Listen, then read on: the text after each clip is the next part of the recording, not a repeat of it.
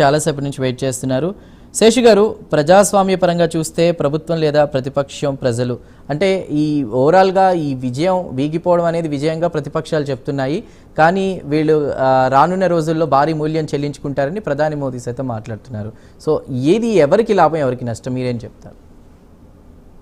అదే రాజకీయ పార్టీలు చాలా క్యాలిక్యులేటెడ్ గా బిల్లు పట్ల వ్యవహరించారు. నిన్న కనిమొళి సభ సాక్షిగా ఒక మాట చెప్పారు. పొలిటికల్ క్యాలిక్యులేషన్స్ ఎక్కువగా కనపడుతున్నాయి దీంట్లో, మహిళా సాధికారిత కంటే కూడా అనేటటువంటి ఒక మాట చెప్పారు. ఇప్పుడు నేను బీజేపీ ప్రతినిధిని ఒక మాట అడుగుదాం అనుకుంటున్నాను. మీరు పెట్టిందేమో చాలా ఇంటలెక్చువల్ డిబేట్ పెట్టారు, చాలా అంశాలు స్కిప్ అవుతున్నాయి, చాలా అంశాలు కరెక్ట్ ఆన్సర్స్ రావట్లేదు. 2019లో నాగార్జున గారు మీరు ఎన్ని సీట్లలో గెలిచారు సార్? 2019లో 303 sir, with NDA majority 352 I think so.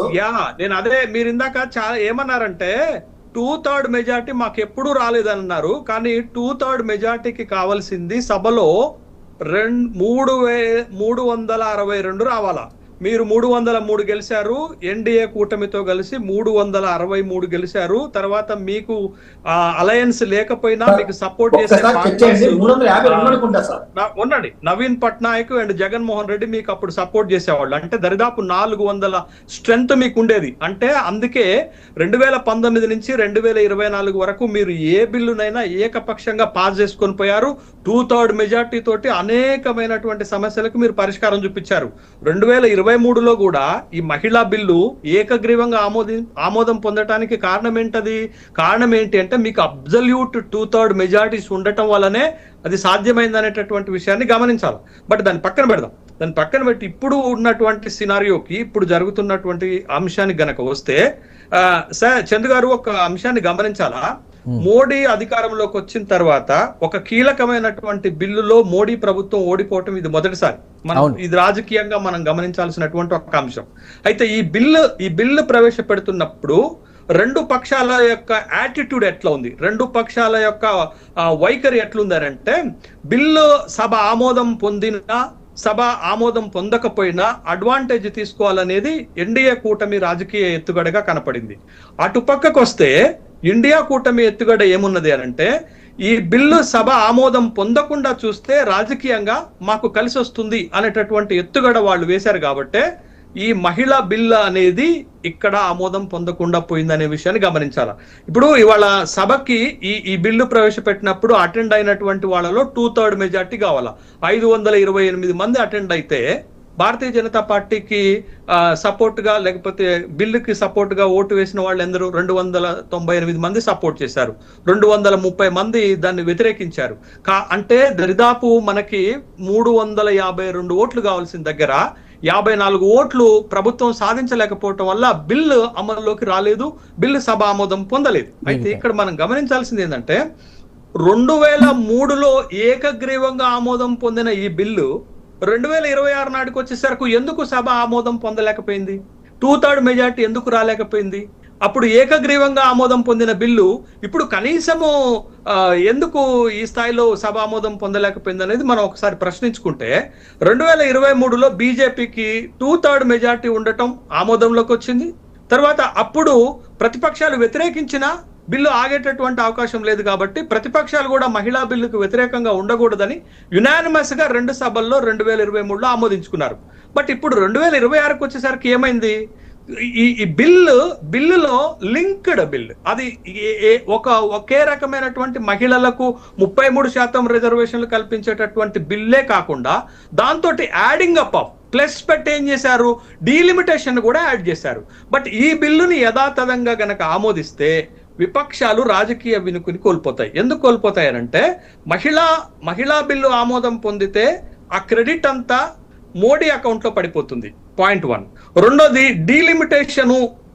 Delimitation జరిగి నియోజకవర్గాల సంఖ్య పెరిగితే అధికారంలో ఉన్నటువంటి ప్రభుత్వాలు తమకు అనుకూలమైనటువంటి డీలిమిటేషన్ చేస్తాయి. కాబట్టి విపక్షాలకు నష్టం జరుగుతుంది. కాబట్టి ఇక్కడ ఇండియా కూటమి ఏం చేసింది అనంటే, ఈ బిల్లుని యథాతథంగా ఆమోదిస్తే రాజకీయంగా మాకు మరణ శాసనమే కాబట్టి ఈ బిల్లుని ఆమోదం పొందకుండా ఖచ్చితంగా 233 వాళ్ళ బలం ఉంటే 230 ఓట్లు వేశారు వాళ్ళు. మీరు చూడండి 4 పార్టీలు అంటే సభలో ఉన్నటువంటి 4 విపక్ష పార్టీలు చాలా కీలకమైనటువంటి పార్టీలు. కాంగ్రెస్ 98 ఖచ్చితంగా బిల్లును వ్యతిరేకిస్తుంది. ఎందుకు ఈ బిల్లు? రెండోది మీరు డిఎంకే, అక్కడ ఎన్నికలు జరుగుతున్నాయి, 22 ఓట్లు ఉన్నాయి వాళ్ళకి, ఖచ్చితంగా వ్యతిరేకిస్తుంది. తర్వాత అక్కడ టిఎంసి ఎన్నికలు జరుగుతున్నాయి, అక్కడ వాళ్ళకి 29 బలం ఉంది, ఖచ్చితంగా వ్యతిరేకిస్తుంది. ఈ 3 పార్టీలు ఖచ్చితంగా వ్యతిరేకిస్తాయి. ఇంకొక పార్టీ ఉంది సమాజ్వాదీ పార్టీ, సభలో 3వ అతిపెద్ద పార్టీ, 37 బలం ఉంది, 37 లోక్సభ స్థానాలు ఉన్నాయి. కానీ 2027లో అక్కడ కూడా ఎలక్షన్ జరగబోతుంది. కాబట్టి అఖిలేష్ యాదవ్ కూడా ఖచ్చితంగా ఈ బిల్లుని వ్యతిరేకించాడు. అంటే ఈ 4 పార్టీల ఓటు బలము 186 ఉంది. అంటే మీరు 230, 186 4 పార్టీలే కాంట్రిబ్యూట్ చేయటం వల్ల ఈ బిల్లు 2/3 మెజార్టీకి 54 ఓట్ల ఆమడ దూరంలో ఉండిపోయింది. ఈ 4 పార్టీలలో ఏ ఒక్క పార్టీ సభకి అటెండ్ కాకుండా ఉంటే బిల్లు పాస్ అయ్యేదే. మీరు ఎగ్జాంపుల్ తీసుకోండి, సమాజ్వాదీ పార్టీ కనుక సభకు అటెండ్ కాకుండా ఉంటే బిల్లు సునాయాసంగా పాస్ అయ్యేది. కానీ ఇక్కడ గేమ్ చేంజర్ ఎవరంటే, మొత్తం బిల్లుని సభ ఆమోదం పొందకుండా గేమ్ చేంజర్ గా మారింది అఖిలేష్ యాదవ్. ఎందుకంటే మీరు చూడండి, ఏప్రిల్ 16, ఏప్రిల్ 17 నాడు ప్రధానమంత్రి, హోంమంత్రి ఇద్దరు అఖిలేష్ యాదవ్ ని పొగిడేటటువంటి కార్యక్రమం సభలో చేస్తే అఖిలేష్ యాదవ్ కూడా అంతే స్థాయిలో సమాధానం చెప్పినటువంటి అంశాన్ని మనం చూసాం. డిఎంకేని మేనేజ్ చేయలేము, ఎందుకంటే ఎలక్షన్ జరుగుతుంది. తృణమూల్ కాంగ్రెస్ ని మేనేజ్ చేయలేం, ఎలక్షన్ జరుగుతుంది. కాంగ్రెస్ పార్టీ బిల్లుకు పూర్తిగా వ్యతిరేకం, మేనేజ్ చేయలేం. ఇక మిగిలినటువంటి ఒకే ఒక్క పార్టీ ఎస్పీ, అది 3rd highest party in the floor, సభలో 3వ అతిపెద్ద పార్టీ, అది కూడా అటెండ్ అవ్వటం వల్ల బిల్ పాస్ కాకుండా పోయింది. బిల్లుని ప్రతిపక్షాలు ఐక్యంగా దాన్ని సభ ఆమోదం పొందకుండా చేసినటువంటి సందర్భం. అయితే ఇక్కడ మనం గమనించాల్సినటువంటి అత్యంత కీలకమైన విషయం ఏంటంటే, ఈ బిల్లు ఎట్లా పెట్టారండి? బిల్లులో ఇప్పుడు సభా సాంప్రదాయం ఏంటది, రాజ్యాంగం నిబంధన ఏంటది? రాజ్యాంగ నిబంధన ఏం చెప్తుంది అంటే, ఇట్లాంటి బిల్స్ పెట్టేటప్పుడు మీకు డీలిమిటేషన్ బిల్ తీసుకుందాం. ఫస్ట్ డీలిమిటేషన్ బిల్ ఏంటి అని అంటే, ఫస్ట్ జనాభా లెక్కల సేకరణ చేయాలా, అంటే రాజ్యాంగంలో ఉన్న నిబంధన చెప్తున్నాను, జనాభా లెక్కల సేకరణ చేయాలా. తర్వాత కమిషన్ ఏర్పాటు చేయాలా. కమిషన్ రిపోర్ట్ ప్రకారమే నియోజకవర్గాల పునర్వ్యవస్థీకరణ జరగాలి, నియోజకవర్గాల పెంపు జరగాలి. This is the procedure of the constitution.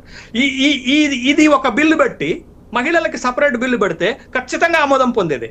కానీ ఏం చేశారు వీళ్ళు ఇక్కడ? చాలా టెక్నిక్ గా భారతీయ జనతా పార్టీ విపక్షాల రాజకీయ ఉనికినే క్లోజ్ చేసే విధంగా ఏం చేశారు? మహిళా బిల్లు లింక్ పెట్టి మహిళా బిల్లు తోటి ఈ డీలిమిటేషన్ బిల్లుని పాస్ చేసుకోవాలని అనుకున్నారు. కానీ విపక్షాలు వాళ్ళ రాజకీయ ఉనికే ప్రమాదం ఉంటుంది కాబట్టి మహిళా బిల్లుని వ్యతిరేకించకుండా డీలిమిటేషన్ బిల్లుని వ్యతిరేకించారు. అంటే సభలో ఈ బిల్లు ఆమోదం పొందకపోవటానికి ప్రధాన కారణం రెండింటిని కలిపి పెట్టడమే. 2 వేరువేరుగా పెట్టి చూడండి, ఖచ్చితంగా ఆమోదం పొందుతాయి. ఎందుకు అనంటే, ఈ దేశంలో ఏ రాజకీయ పార్టీ కూడా మహిళా బిల్లుకు వ్యతిరేకంగా ఇప్పుడు మాట్లాడలేదు. మీరు 96లో వ్యతిరేకించారు, 2008లో వ్యతిరేకించారు, 2010లో వ్యతిరేకించారు. వ్యతిరేకించిన పార్టీలు కూడా ఏంటది? ఆర్జేడీ వ్యతిరేకించింది, సమాజ్వాదీ పార్టీ వ్యతిరేకించింది. మీరు ప్రతిసారి సభలో బిల్లు పెట్టినప్పుడు వాళ్లే వ్యతిరేకించారు, కానీ ఇప్పుడు వాళ్ళు కూడా వ్యతిరేకించలేదు. ఆ 2 పార్టీల స్టాండ్ కూడా అంటే ఇదంతా శేష్ గారు ఇదంతా కావాలనే, అంటే ఎలక్షన్ అలా కాదు. ఒక్క నిమిషం. మహిళా బిల్లుకి అనుకూలమే, కానీ డీలిమిటేషన్ ని వ్యతిరేకిస్తున్నారు. ఇప్పుడు సభలో మహిళా బిల్లు ఒకటి పెట్టి ఉంటే అది ఆమోదం పొందేదే. ఎవ్వరు అంత ధైర్యం చేయకపోయేవాళ్లే. మహిళా బిల్లు తర్వాత ఏంటది? జనాభా లెక్కల సేకరణ, పునర్వ్యవస్థీకరణ, నియోజకవర్గాల పెంపు, అదొక బిల్లు పెట్టొచ్చు కదా. అట్లా పెట్టి ఉంటే సభ ఈజీగా ఆమోదం పొందేదే. కానీ ఇంత కాంప్లికేట్ అవ్వటానికి కారణం ఏంటి అని అంటే, భారతీయ జనతా పార్టీ ఈ 2 బిల్లుల ద్వారా రాజకీయ ప్రయోజనాన్ని ఆశించింది. విపక్షాలు ఈ 2 బిల్లుల్లో 2వ బిల్లు వాళ్ళకు ప్రమాదకరం కాబట్టి ఈ బిల్లుని వాళ్ళు సభాబోధం పొందకుండా చేశారు. అంటే 2 పార్టీలు రాజకీయ ప్రయోజనాలను ఆశించాయి. కానీ రిజల్ట్ ఏంటంటే, మీరు పెట్టినటువంటి టైటిల్ కి రిజల్ట్ ఏంటంటే మహిళలు ఓడిపోయారు. 2 పార్టీలు, 2 కూటములు వాళ్ళ రాజకీయ ప్రయోజనాలను కాపాడుకున్నారు, కానీ మహిళలు ఓడిపోయారు. ఎందుకు ఓడిపోయారంటే, 30 ఏళ్లుగా మహిళలు చట్టసభల్లో ప్రాతినిధ్యం కోసం ఎదురు చూస్తున్నటువంటి సంఘటన. అవునండి, మహిళా బిల్లు ఇప్పుడు యథాతథంగా పెట్టారనుకోండి, ఎంతమంది వస్తారండి మహిళలు? 33% వస్తే 179 మంది వస్తారు. తక్కువ నెంబర్ అండి? తరేవోనండి. మీరు నియోజకవర్గాలను పెంచి 850కి పెంచి మహిళా బిల్లు పెడితే ఎందరు వస్తారండి? 281 మంది వస్తారు. అంటే మీరు మహిళా బిల్లు పెట్టండి, ముందు మహిళా బిల్లు పెట్టి మహిళల ప్రాతినిధ్యాన్ని పెంచండి. ఇప్పుడు ఎంత ప్రాతినిధ్యం ఉందండి సభలో? 74 మంది మహిళలు ఉన్నారు, అంటే 14% ప్రాతినిధ్యం ఉన్నారు. మీరు ఇప్పుడు స్పెషల్ గా మహిళా బిల్లు పెట్టండి, 2029కి ఆమోదించండి. 179 మంది మహిళలను సభకు తీసుకురండి. ఆ తర్వాత మళ్ళా పెంచండి, 281 మందిని మహిళలను సభకు తీసుకురండి. అది కదా మహిళల పట్ల, మహిళల పక్షాన చిత్తశుద్ధి అంటే అది. అంతేగాని వాళ్ళు అధికారంలో ఉన్నప్పుడు రాజకీయమే చేశారు, వీళ్ళు అధికారంలో ఉన్నప్పుడు పొలిటికల్ క్యాలిక్యులేషన్ చేస్తున్నారు. నిన్న కనిమొళి చాలా స్పష్టంగా ఫ్లోర్ లో ఇదే అన్నారు, ఇది చాలా పొలిటికల్ క్యాలిక్యులేటెడ్ బిల్, అందుకే మేము రైట్ అండి, రైట్ శశి గారు, ఓకే ఓకే, దాని మీదే అడుగుదాం. రైట్.